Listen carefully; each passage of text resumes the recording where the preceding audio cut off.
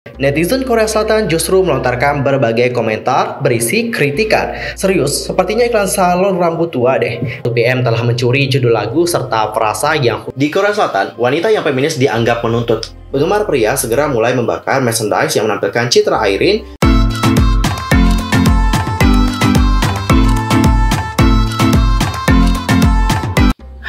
Halo, what's up guys, I'm Yusukim, welcome back to my YouTube channel. Nah, gimana kabar kalian hari ini? Baik-baik aja dong ya? Dan buat kalian yang gak lagi baik-baik aja, pokoknya tetap semangat ya guys, don't give up. Nah, untuk hari ini, kita itu akan membahas tentang topik-topik terhangat seputar dunia per-K-popan yang pastinya sangat sayang banget untuk kalian lewatkan. By the way, sebelum kita bahas tentang topik-topiknya, langsung aja subscribe channel aku, bunyi loncengnya, serta jangan lupa juga dong buat like, comment, and share ya. Tanpa basa-basi lagi, langsung aja yuk guys, kita bahas bersama-sama. Oke Cinggu, untuk berita pertama kita akan mulai dulu membahas tentang berita JYP Entertainment yang telah mengeluarkan pernyataan singkat sebagai tanggapan atas laporan comeback Stray Kids di bulan Agustus. Sebelumnya, satu laporan outlet media eksklusif mengklaim bahwa Stray Kids akan comeback dengan album comeback pertama mereka sejak Mnet Kingdom sekitar akhir Agustus. Laporan tersebut menambahkan bahwa Stray Kids akan merayakan kemenangan Kingdom mereka dengan Kingdom Week yang penuh dengan acara sehubungan dengan comeback mereka juga.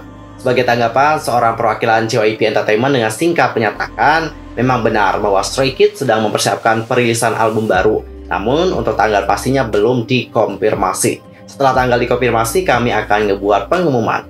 Sementara itu, ini juga akan menandai comeback resmi pertama Stray Kids sebagai grup sejak September tahun lalu. Wah, jadi nggak sabar ya menantikan bagaimana comeback dari Stray Kids. Apalagi sekarang Hyunjin juga udah comeback. Jadi makin nggak sabar dan melihat bagaimana Stray Kids comeback. Dan aku yakin dengan comebacknya mereka kali ini, kepopularitasan juga akan terus meningkat sih. Karena kemarin mereka juga udah menang loh di Kingdom. Guys, kalian tahu nggak kalau udah menang di acara seperti itu? Apalagi Kingdom ini acaranya gede. Dan grup yang berpartisipasi di dalam program tersebut juga gede banget. Jadi saat Stray Kids udah menang, wah gila. Mereka itu ya akan mendapatkan banyak sekali hal. Yang pertama ya, aku kasih tahu.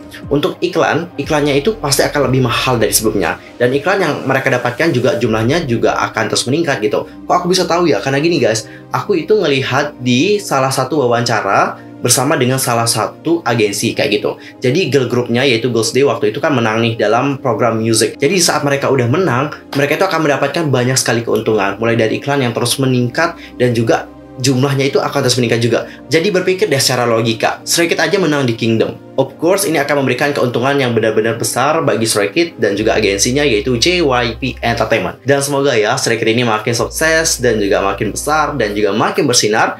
Dan kita juga nantikan ya bagaimana comeback dari Stray Kids. Kayaknya akan benar-benar pecah deh comebacknya. Jadi gak sabar ya untuk menantikan bagaimana comeback dari Stray Kids. Dan jika sekarang kita akan masuk ke dalam segmen Breaking News. Untuk Breaking News kali ini datanya dari siapa aja sih?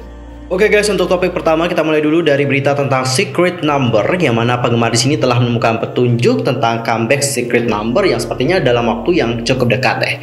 Nah, Cinggu, girl group asal Vine Entertainment yang satu ini dikabarkan akan segera comeback dalam waktu dekat setelah penggemar menemukan berbagai clue. Jadi Dita CS terakhir kali melakukan comeback bersama dengan album serta lagu utama yang bertajuk God Dead Boom pada tanggal 4 November 2020 lalu. Dinantikan oleh Lucky atau panggilan penggemar untuk Secret Number, ternyata telah ditemukan oleh penggemar beberapa clue yang mengarah kepada comeback girl group tersebut.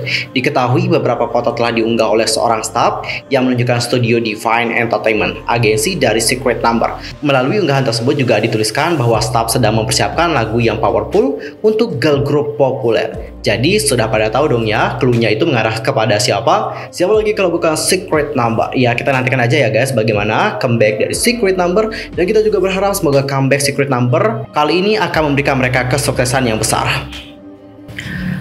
Dan kita akan masuk ke breaking news yang kedua kali ini, datanya dari seorang anggota girl group ya kita sebut aja sebagai Aya, yang mana dia ini didenda $900 dikarenakan penggunaan propofol secara ilegal. Nah, menurut SBS News pada tanggal 30 Juni, seorang anggota atau aktris girl group A telah didenda setelah dinyatakan bersalah menggunakan propofol secara ilegal. Sebelumnya polisi melakukan penggeledahan dan penyitaan di rumah A setelah menerima laporan bahwa A menggunakan propofol agen anestesi ilegal.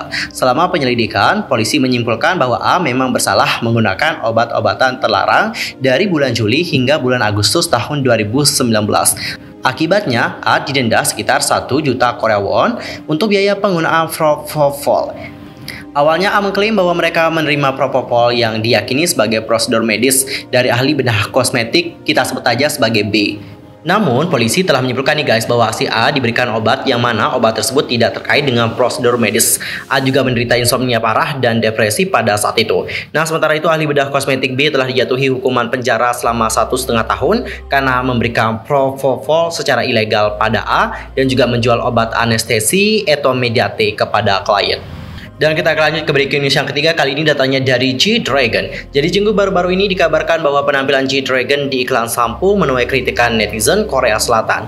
Nah, pada hari ini, pada tanggal 30 Juni, penggemar dihebohkan dengan penampilan leader Big Bang tersebut dalam video iklan terbaru untuk sampo. Wah, debak ya. Nah, video singkat yang menunjukkan G-Dragon dengan rambut hitam ini sontak menjadi trending topik karena idol tersebut telah lama tak muncul di layar kaca. Berbanding terbalik dengan penggemar yang bahagia melihat bagaimana penampilan G-Dragon, netizen Korea Selatan justru melontarkan berbagai komentar berisi kritikan. Adapun komentarnya adalah seperti ini. Apa? Ini kombinasi yang mengejutkan. Serius, sepertinya iklan salon rambut tua deh. Merek dan model tidak cocok. Saya tidak berpikir GD akan menggunakan TS Sampo. Saya pikir rambut GD buruk karena dia banyak memutihkan rambutnya. Dia menggunakan narkoba, tapi mereka masih memilihnya dan berbagai komentar lainnya. Nah, kalau kalian sendiri melihat bagaimana G-Dragon dikritik oleh netizen Korea Selatan ini seperti apa? Langsung aja sampaikan opini kalian di kolom komentar. Dan jika sekarang kita akan masuk ke topik yang terakhir, kali ini datanya dari penggemar Mamamoo yang berang atau marah dikarenakan 2PM menggunakan judul yang sama untuk lagu khusus penggemar. Kembalinya 2PM di dunia musik Korea Selatan kali ini dibarengi dengan kritikan pedas dari penggemar Mamamoo. Hal ini disebabkan karena judul lagu yang menjadi bagian album Most bertajuk Hold You dalam bahasa Inggris memiliki judul yang sama dengan lagu khusus penggemar Mamamoo untuk bahasa Koreanya, yaitu Nochi Anelke atau Never Letting Go. Para penggemar Mamamoo mengatakan bahwa 2PM telah mencuri judul lagu serta frasa yang khusus digunakan di antara Mamamoo dan juga Mumu. Yang mana Mumu ini merupakan panggilan untuk penggemar Mamamoo. Karena hal tersebut, penggemar Mamamoo menaikkan hashtag Never Letting Go is our serta meninggalkan berbagai komentar yang membahas hal tersebut melalui situs Melon dan video penampilan 2PM di YouTube. Wah, cukup complicated ya kalau sudah bermasalah mengenai judul-judulan ini. Aku sih no comment ya guys untuk hal ini. Kalau menurut kalian sendiri gimana nih? Apakah kalian juga sama pendapatnya dengan Mumu yang lain atau kalian punya opini lain? Langsung aja sampaikan opini kalian di kolom komentar ya. Dan guys, sekarang kita akan masuk ke last topik, yaitu mengenai Yuna Brave Girls dan juga beberapa idol K-pop lainnya yang pernah dikritik karena dianggap menjadi feminis. Dan guys, sekarang kita akan masuk ke topik yang terakhir, kali ini datanya dari Yuna Brave Girls dan juga beberapa idol K-pop lainnya itu dituduh sebagai feminis, dan dikarenakan hal ini mereka itu mendapatkan kritikan yang keras dan juga tajam dari para netizen. Salah satu member dari Brave Girls yaitu Yuna baru-baru ini menjadi berita utama setelah dia dituduh sebagai feminis karena sesuatu yang dia katakan. Sementara di program YouSense, pemirsa mengklaim Yuna mengatakan kata ohjo, oh-ok yang digunakan oleh feminis online untuk mengatakan pria nggak perlu punya 5,5 triliun sperma. Namun bukan itu yang sebenarnya dikatakan oleh Yuna. Apa yang sebenarnya dikatakan adalah na 5 jo ok, yang berarti dia mendapatkan 5 triliun poin. Meskipun itu merupakan kesalahpahaman yang sederhana, Yuna menerima pesan negatif dari penggemar pria dan pemirsa hingga agensi pun mengumumkan tindakan hukum terhadap komentar jahat yang diterima oleh artisnya.